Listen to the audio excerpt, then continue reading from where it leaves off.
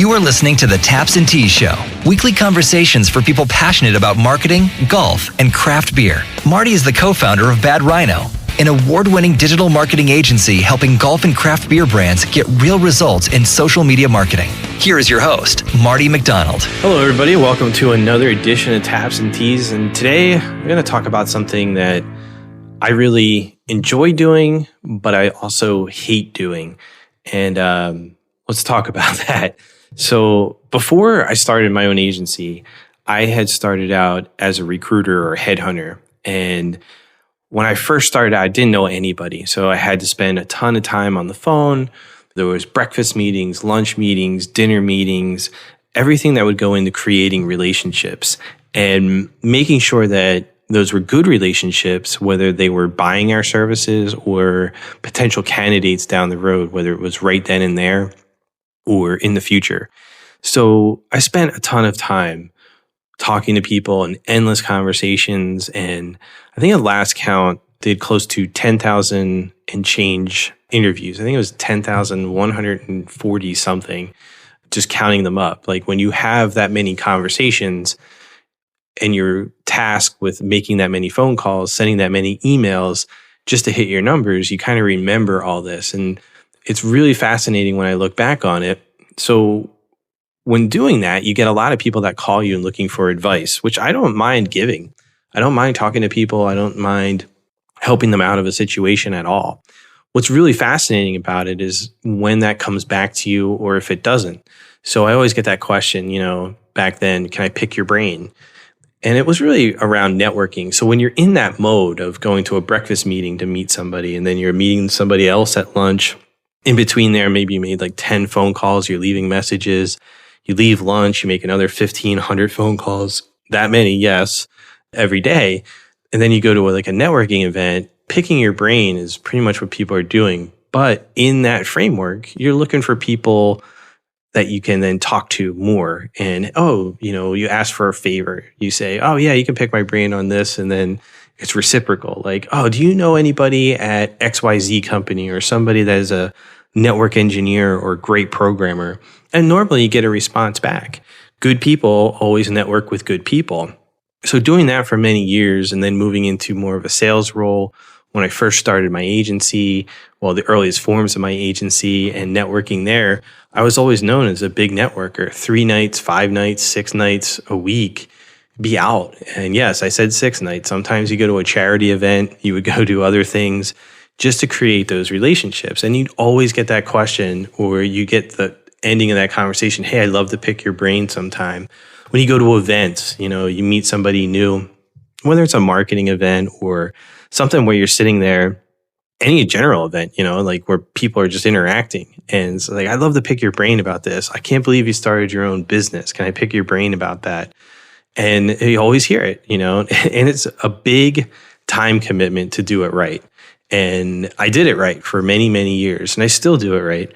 But for that, that's how I was earning my living. Like I had to create those relationships. I had to go out. I had to do that all the time. So when I got into some different roles in my career, I would always hear about other people talking about that. And they're like, well, you should talk to Marty about this, or you should, meet with Marty. And I get so many requests. And at the time, when you're a headhunter, you don't realize that you kind of love it. You're like, okay, I know this person now. I know that person now. How can this work? What else is going to go on? And you start to put them on you start to plot them out. Who do I need to network? And you get really strategic about it.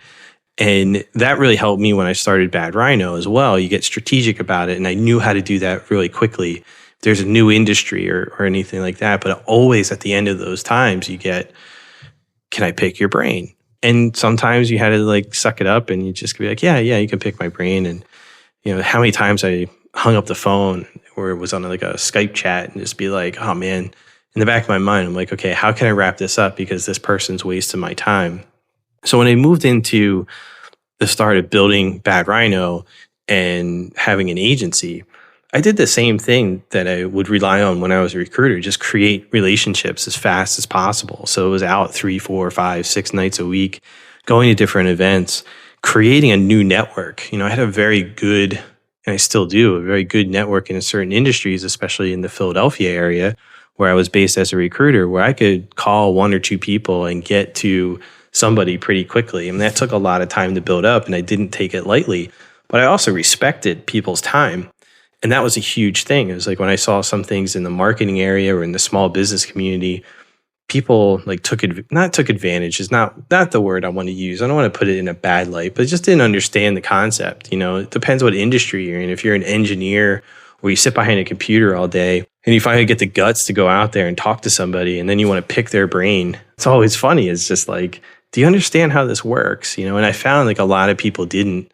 And whenever I speak with college students, even 10, 15 years ago, but now I always talk to them about the value of being able to network like that. But just remember, you're taking somebody's time. That time is very valuable. You never get it back. So now I'm starting Bad Rhino 8 years ago now. And, looking at different things, and I'm starting to do all this networking. And it was like, I was the one asking to pick somebody's brain because I wanted to learn as fast as possible. And the best way you could do it was talk to other agency owners, talk to people that were freelancers in marketing, graphic designers, website designers, everything you could think of that goes into a digital agency. And I'm sitting there going to them going, can I pick your brain? And I caught myself. I was like, oh shit. I'm asking them to give up their time. And I would set up things, dinners, lunch, breakfast, coffee, whatever it was. I would just get there and I would make sure it was easy for them. So if they were sitting there and they said, yeah, I'm in New York City. Okay, I'll jump on the train. Like, what's a good time? It's like 2 hours from me from Philadelphia. They would say 9 o'clock. And, look, I'll have like 15 minutes or so. And I'm like, okay, can I meet you at a place? I'm like, if I'm coming up there, let's just agree on a time. And if you need to change it a little bit, that's okay. I'm going to spend a good chunk of the day up there now. And I would come up there and I would get to Penn Station and, get somewhere. And I would get there super early and I would wait for this person. And they were like, wow, I didn't think you would show up. And I was like, well, I don't want to take advantage of or miss the opportunity to speak with you. And some of these people, if I mention some of the names, were pretty big in the marketing world. And I was just excited that they gave me the time of day. And I just went there on my own dime. I would go there and I would sit down. And as soon as they would order something, I would be like, I got this. I would take care of their cup of coffee, their lunch, their dinner, their drinks, whatever it was. And those 15-minute conversations turned into hours sometimes. And I was getting so much great advice. And then afterwards, I would send them a gift. Sometimes if it was just a 10-minute quick call or a quick meeting, I would put like a Starbucks gift card in a thank you card and send it to them and say, hey, thanks for the cup of coffee. Your next one's on me too. Or if they mentioned something that I knew they were interested in, like they said, oh yeah, we always go to Morton Steakhouse or whatever. I would buy a nice gift certificate and send it to them. And it's just like, thank you. And that's paid back so much, creating those great relationships and not creating like strife in there of like having that situation where you're like, oh man, I just wasted somebody's time. Hey, if you're enjoying what you're hearing on the show and want more, head on over to tapsandtees.info and get our free report with game-changing tips and strategies straight to your inbox. Just enter your info and stop being stuck with no marketing plan. So when I started doing a lot of that, I would just come up with a plan and I would set up a bunch of meetings and sit in one place. If it was convenient for them, I would always make it convenient for that person. So when I started being more sought after, I started doing the same thing. I very rarely will turn down like a referral, at least having a phone conversation, because I know what it feels like. I know how tough it is if you're, back when I was recruiting for jobs, if you're unemployed or if you were looking for something else to do or trying to get into a new position, I always found it was like a trying time for that person. For some reason, they're looking for a new opportunity, and some were in different places, but I always had respect for that. I always had a good feel for that. Like, hey, this person really has no idea, and I have some information that can help them. And those networking things and those conversations have definitely paid off. But I would always sit there and make sure that I understood what was going on. So I have a couple rules. And if you notice, if you looked at what this is titled is, you want to pick my brain? Okay, where do I send the invoice? And the reason is, over time, I think this has been lost, and it's probably been lost forever. It's just really starting to affect me in a different way now. So I always have a couple of rules for everybody when they're thinking about doing this. So these are the Marty rules here. These are, other people might have other rules, but these are all about me here because it's my podcast. And I get to make the rules, at least in this small little bit of where I control my content in the world. So if you're going to catch me and you want to pick my brain, the best way to do it is to offer a couple different things. One, hey, you want to go out for a drink. If you want to go and grab a couple beers, you might be able to pick my brain for hours as long as you keep ordering the beers. If you want to have lunch, that's great. Pick up the tab. I don't care if we're at a burger joint. I don't care if we're at a nice restaurant. But if you ask me and we agree to go to lunch, don't ask me to split the bill. I mean, let's just think about that. This happened to me recently, so this actually is like perfect to talk about here. I had a gentleman, very, executive level. We're not talking about somebody that was starting out. I mean, college kid, if they came to me and said, hey, I know so-and-so, or they referred to me, I definitely would not expect them to pick up the tab. If they offered, I would be like, that's very nice, but I'd be like, how about we split it? Or how about I pick it up and you get it next time after you get that job you want?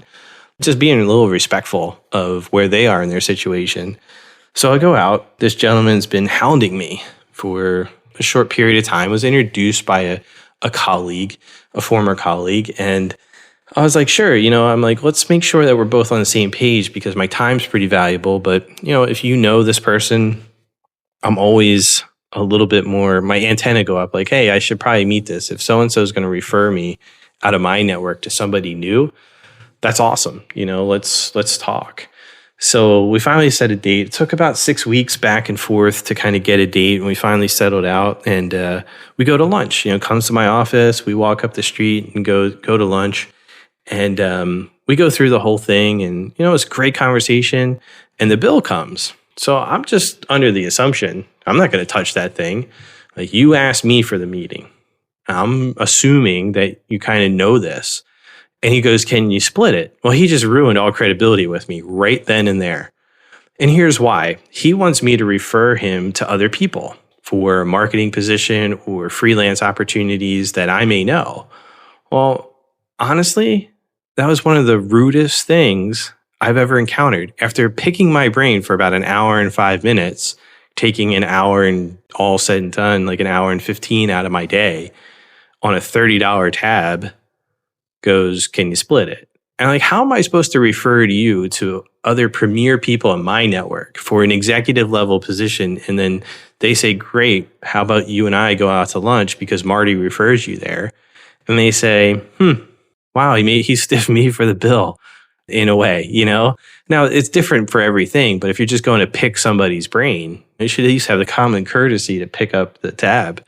At speaking events, if I'm ever speaking somewhere and you get a chance to hear me speak, or, hopefully you like it and you want to talk to me, I will talk to anybody that comes up to me after that. It's such an honor and a privilege to speak in front of people, whether it's a small chamber of commerce event or a larger industry event. I don't take that lightly. And if people come and pay money and that those places are having me there to represent whatever I'm talking about in the marketing world, absolutely, I'm going to answer all your questions. I'll even probably offer to have a quick 10-minute phone call down the road as well. But that's a different thing. You just have to be respectful of the time. So I started saying this a few years back, and I would say, hey, you want to pick my brain? Great. Where do I send the invoice? And it would stop people in their tracks. And that's why I titled this one and just throwing out some information out there, because I think it's important to know, like, when you talk to other people, how you set that up. And it's not that, you want to be standoffish. I definitely don't. I will take a conversation with just about anybody at certain points. If I can help them out, or if they're referred to me by a buddy, I will absolutely take the time to at least email, follow up, find out what they need. And sometimes it could be another podcast interview that I was on. Be like, hey, check out this podcast interview because what you want to talk about, I cover there, or read my book. It has a lot of information, and just give them like, hey, you want to go to chapter 3 right away. And right in there, you'll see something. Or go to Bad Rhino's blog. We have the information there, and send them a link. Take a look at that. If that doesn't answer your question, send me some other questions. I can get back to you via email. but get to the interesting part of it. If you're going to pick somebody's brain and you want to do it over a conversation in person, pick up the tab. It's as simple as that. So that's it for today. I want to keep this one short and sweet, but it's something that I think is very interesting, and always the way to approach somebody is the right way. And if you are meeting them, pick up the tab so I don't have to send you an invoice. Have a great day. This is thepodcastfactory.com.